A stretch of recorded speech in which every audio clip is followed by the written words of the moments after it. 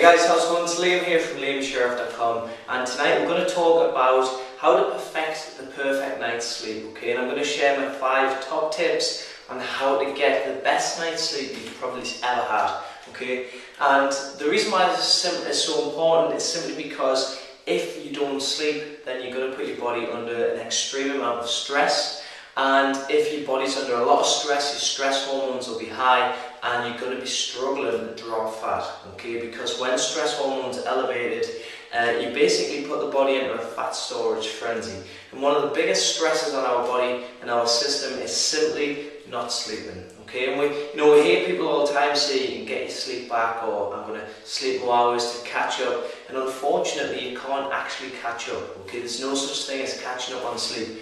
Once it's gone, and the only thing you can do to get into the feeling as if you've caught up is to develop a consistent cycle of sleeping at a certain time each day, and also getting up around about the same time as much as you can of a week, okay? But anyway, most people struggle to get to sleep, okay, which is why they stay awake most of the night. Ideally, you don't want to be up any much later than 10:30, and these are 5 top tips how you can just perfect the best night's sleep and just get right into it as quickly as you can, and obviously make sure that you get plenty of repair, reduce the stress on the body, and wake up feeling refreshed. Okay, tip number 1. What you need to do about 2 hours before you go to bed is take magnesium. Okay, the thing is with magnesium is that it has sort of mild sedative effect on the nervous system, and it helps calm down your nervous system. Okay, so if you've had a particularly stressful, hectic day, and you're struggling to settle down and calm down for the evening, taking a magnesium actually helps induce that recovery and that rest, and basically just helps calm things down a little bit, okay? And like I say, the more we can calm down the nervous system, the quicker it's going to be that you're going to transition from being awake into sleep. The other benefit of taking magnesium around this time of night is that uptake's generally higher at night as well, okay? So it means that when you take your magnesium supplement, it's more likely that you're going to metabolize and absorb and digest more at this time of night, say 8:30, than it is taking it in the morning, generally speaking. And the third benefit of that is simply the fact that overnight, all of the repair processes take place, and this is another reason why you feel so groggy if you don't get a good night's sleep, because you haven't given your body enough time or enough chance to repair itself, and magnesium is a vital mineral that's used in the repair processes. Okay, so first tip is to take your magnesium 2 hours before. Okay, next one is to use a tea called Tulsi tea anytime really in the afternoon when you want to start to wind down, okay? If you're at work till say sort of 4, 5 o'clock, even 6 o'clock, what I like to do personally, if I've been out all day, I've been with clients, is come in, put the kettle on and have a Tulsi tea, okay? It's Tulsi. If you search for holy basil, a company called Organic India do the best one that I've personally had. And the good thing with Tulsi tea is that it's an adaptogen, okay, which basically means that it helps control cortisol levels and stress hormone levels. And again, similar to magnesium, by controlling stress hormones and basically stopping them being so sporadic and being so high at this time of night is definitely what you want, because you don't want to be stimulated, you don't want to be stressed, you don't want to be wired. So by using the Tulsi tea, that literally, in effect comes and grabs hold of the stress hormones, tries to calm them down, and adapts to whatever they're trying to do. Okay, so if they're trying to spike and be high and keep you awake and keep you stimulated, Tulsi tea will help grab hold of them and just calm them down and help them transition again from from being awake to sleep a lot easier. So that's tip number 2.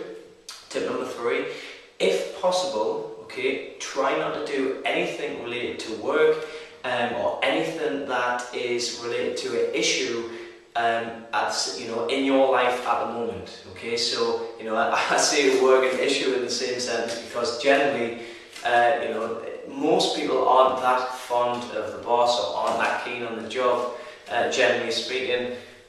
So if that's stressful for you, if work's stressful for you, or if money's stressing you out at the moment, or if your mortgage is stressing you out at the moment, or whatever relationship stress, try not to engage yourself in that kind of stress about an hour and a half before you go to bed, because again, just like everything else, the body will become stimulated again, and the nervous system will naturally kick into activity because it's got to deal with the stress that's on your mind, or all that you're physically dealing with. And realistically, the best thing for you to do is just say, right, last hour and a half before bed, whatever's happened in that day, let's forget about it, completely change the subject, and just have a good hour where you just relax.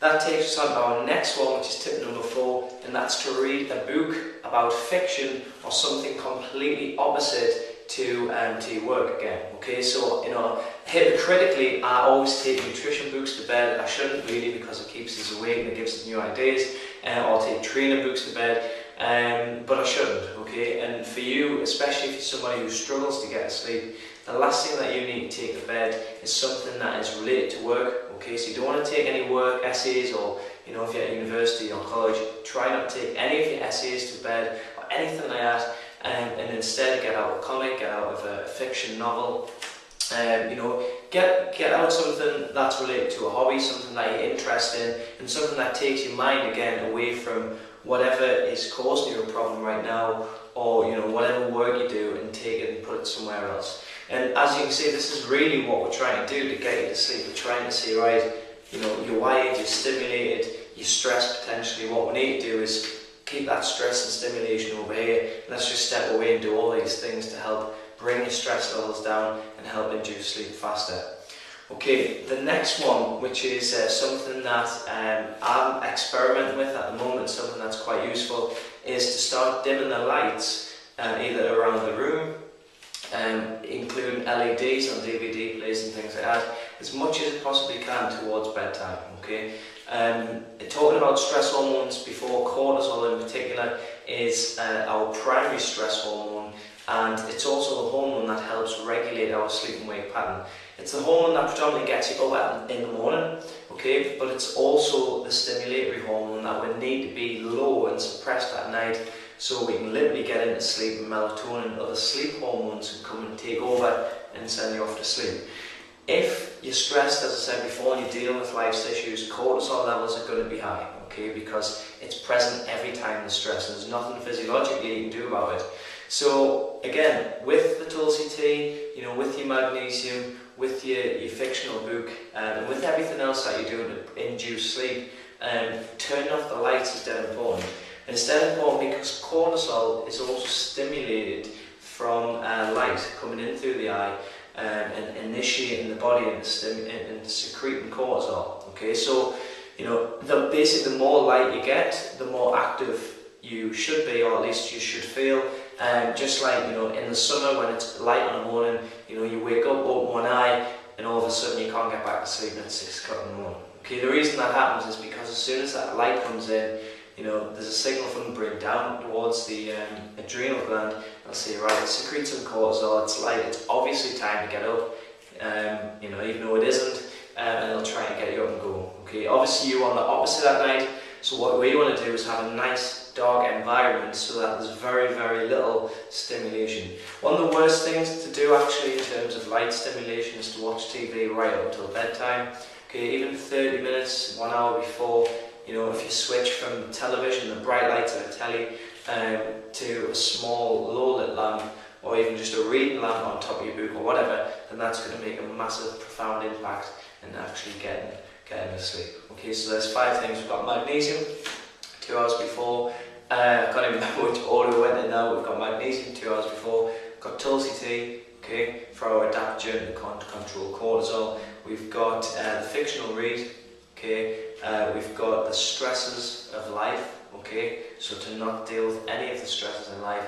And finally, we've got the dimming of the lights. If you do all them, guys, you're guaranteed almost to pretty much get a perfect night's sleep. And over the course of 4 or 5 days, if you can keep that up and get regular, get consistent, literally it's going to supercharge your weight loss. It'll also help change your life quite a lot as well, because you're going to feel fresher, better and more positive for the day. Hope that helps, guys. If you've got any other tips on how you sleep better, or if you're struggling with sleep at the minute, then please let me know and I'll be more than happy to help you out. Cheers, guys. Bye bye.